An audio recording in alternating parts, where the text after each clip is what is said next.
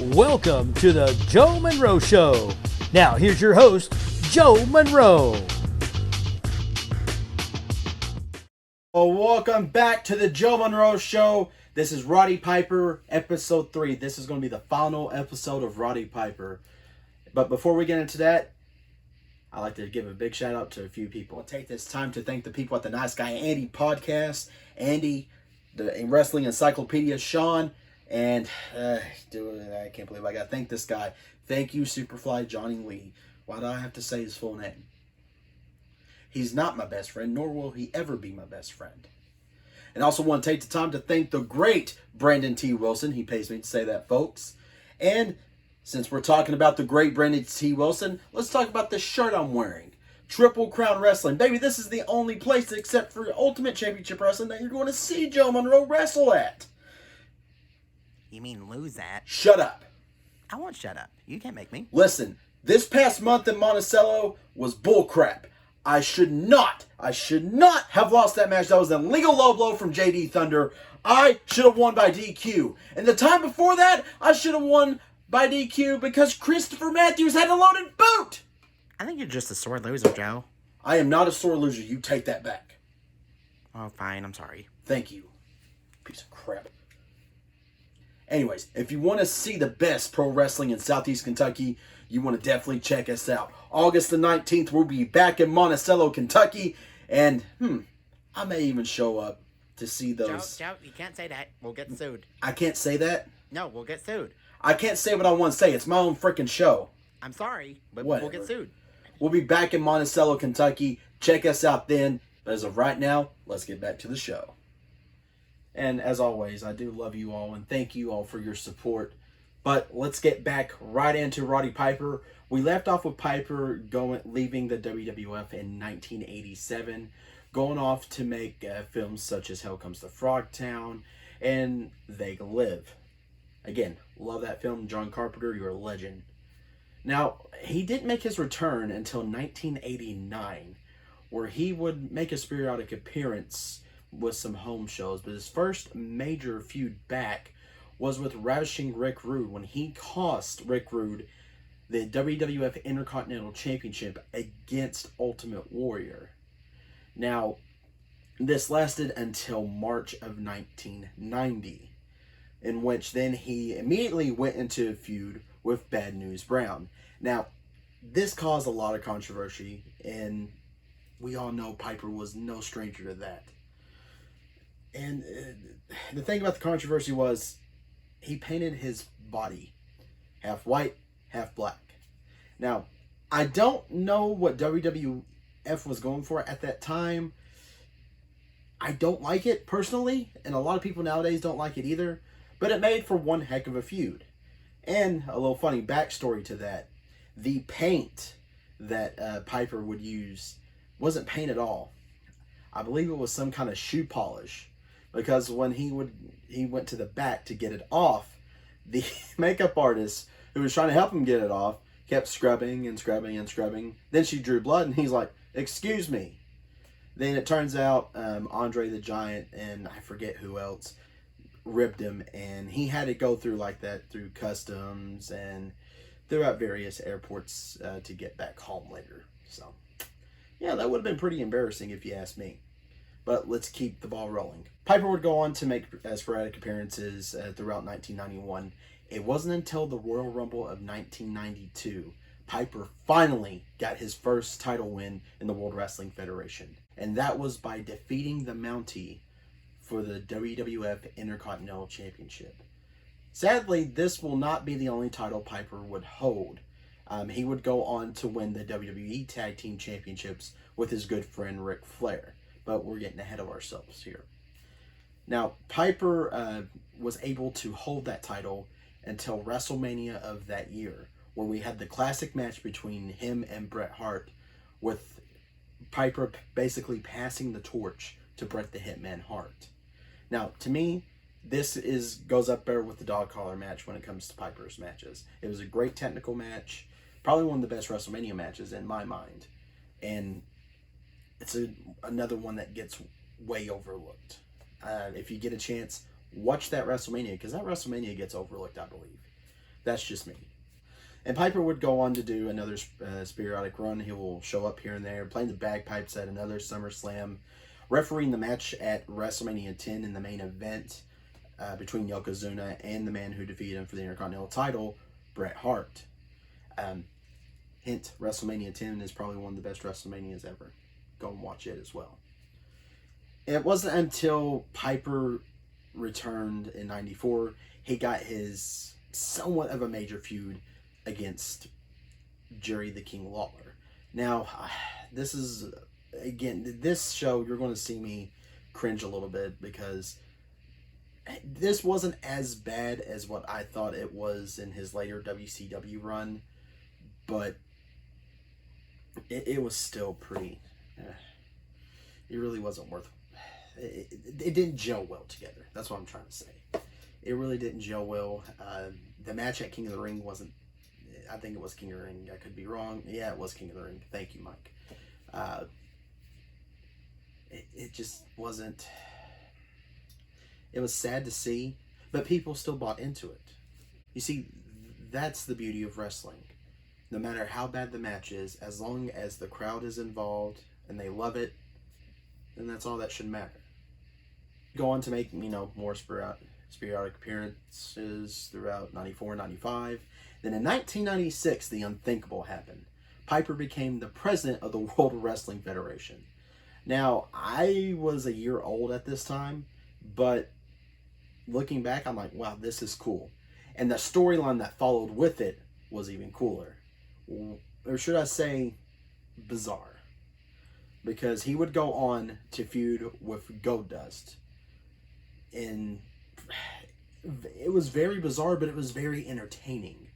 Goldust is like this oddball character that is so far left field from what Piper is. Just that you got Piper here and you got Goldust here. And for those who don't know this, Goldust is Dustin Rhodes, the son of the American Dream, Dusty Rhodes. But the character was so far in right field. Piper's over here on the left. And for some reason, in the parking lot brawl at Mania, it merged. Now, the original idea, and this is Bruce Pritchard talking, so take it as you will. They wanted O.J. Simpson to face Piper. Thank God that they got Goldust to do this. However, they did steal a little bit from the O.J. Simpson case. For all you young folks out there, around this time, the O.J. Simpson case was about as huge as the Johnny Depp and Amber Heard trial. Actually, is a little bit bigger. Because everybody knew O.J. did it, but as they say, if the glove doesn't fit, it must have quit. He got off on it, basically. He got away with murder. Murdering 2 people. Man, that sent people, that really sent that sent people into a frenzy. But no matter.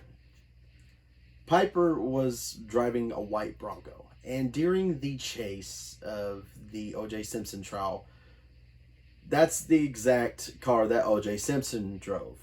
Now, they used footage from the O.J. Simpson case to make it look like Piper was chasing after Goldust and the cops were chasing after him. It was a good cinematic.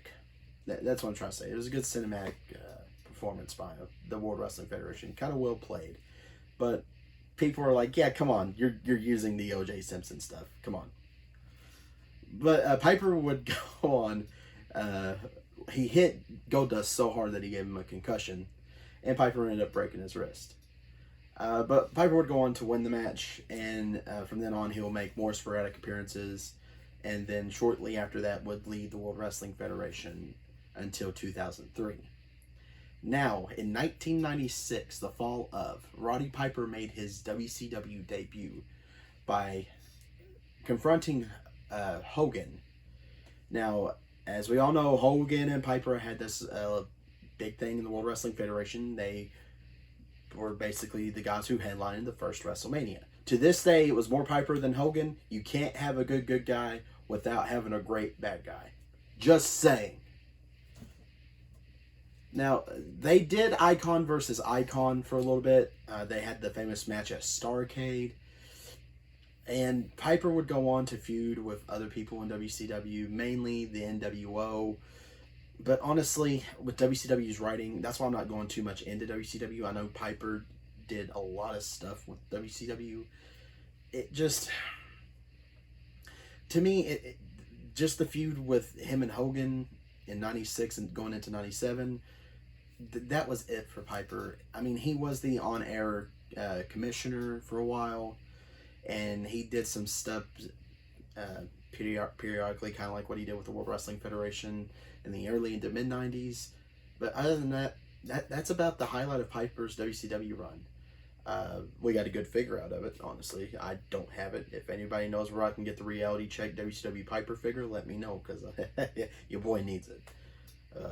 But that's it, really. I mean, Piper, during that time in his WCW run, he'd go on to make some films in 96, 97, and 98.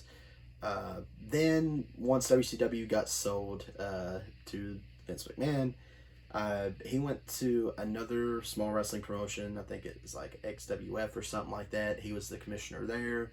Then that shortly fell through. Now, Piper made his return at WrestleMania 19. This was beautiful. I mean, you had, in the match, you had Hogan, you had Mr. McMahon. That build-up just alone was pretty good. You had the wrestler who was responsible, as I hate to say it, responsible for bringing the WWE, yeah, we're in E now, sorry, I gotta drop the F, who helped basically transition the WWE into mega stardom, and you had the boss who was making millions, if not billions of dollars off of it, and made a good storyline where they collided. Well, during the middle of the match, Roddy Piper comes out from the crowd, and a lot of people knew Piper's feelings towards McMahon. Now, Piper were going to say they have reconciled over this, but this really made like kind of a reality check. No pun intended to his WCW run, but this was a really good reality check. People thought Piper was coming in to take care of Mr. McMahon, because he was taunting him and taunting him and taunting him. Then all of a sudden he hits Hogan. So here we go again, Piper and Hogan. Although Piper really didn't wrestle that much in 2003, it still made a pretty good storyline. I think they tried to put, what was that, Sean O'Hara, is that guy's name? Yes. They tried to put him with them, but, he really wasn't that great, so they scrapped that. But we did get a lot of Piper's Pit segments. Pause. We did get some great Piper Pit segments out of this. Pause. We did get some great Piper's Pit segments out of this, and Piper would do a Legends deal with the WWE, and would periodically return for in-ring action. Most notably, I think it was Cyber Sunday, he won the tag team titles with Ric Flair. Then he would go on a couple of years later to have the Legends versus Chris Jericho match at WrestleMania 25. If you haven't watched that match is pretty good. Piper does pretty well for himself. And the biggest one was Ricky Steamboat. He could still move. Whoa, man, I bet he could probably still move to this day. But in 2005, getting ahead of myself, let's go back to 2005. Piper was able to go into the WWE Hall of Fame. And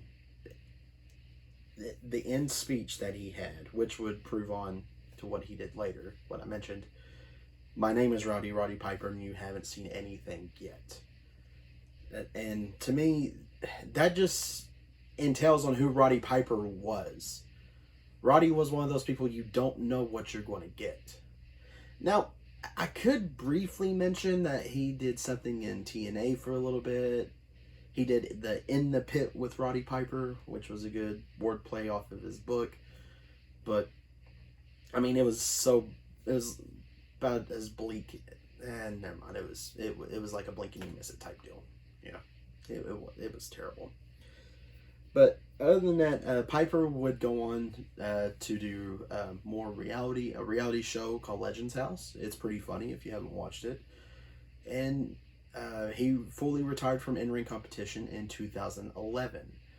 honestly, guys, that's about it. That's all I got for Roddy Piper. This was going to be a very short one because the highlight of Piper was the beginning. And other than the Intercontinental title run and the Tag Team title run, he just had sporadic feuds and nothing too major. But my analysis on Roddy Piper is this. He was underrated. I still think he is. I don't think he's underappreciated by the fans at all. But if you look at it from a worker standpoint, he didn't get enough recognition that he deserved. Honestly, he did not. I hate that it's after he passes away, he gets all this recognition that he deserved when he was alive.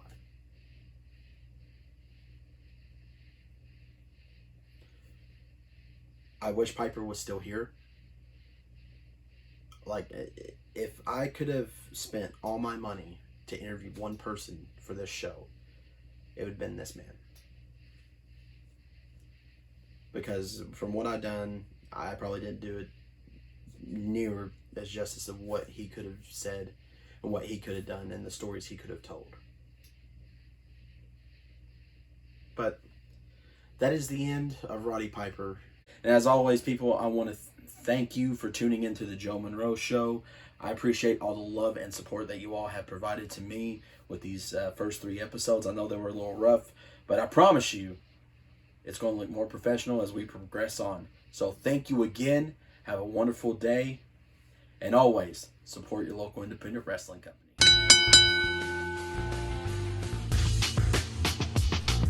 You've been listening to the Joe Monroe Show with Joe Monroe. Don't forget to like and subscribe.